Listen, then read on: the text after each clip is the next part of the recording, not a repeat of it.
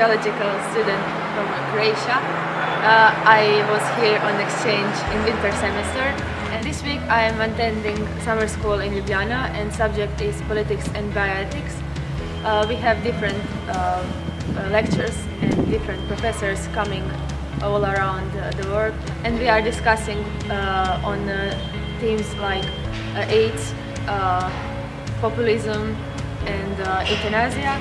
The thing I like in Ljubljana were open professors for my Croatian reading literature, so I could pass exams by reading Croatian literature.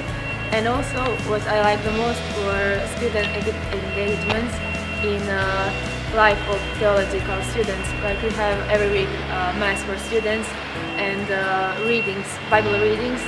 Being a student in Ljubljana gives you a lot of opportunities to see, explore Slovenia, because she's a small country and Ljubljana is in the middle, so you can go everywhere you want.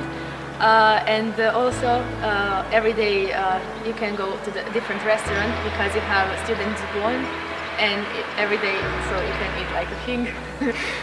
So it was very nice experience.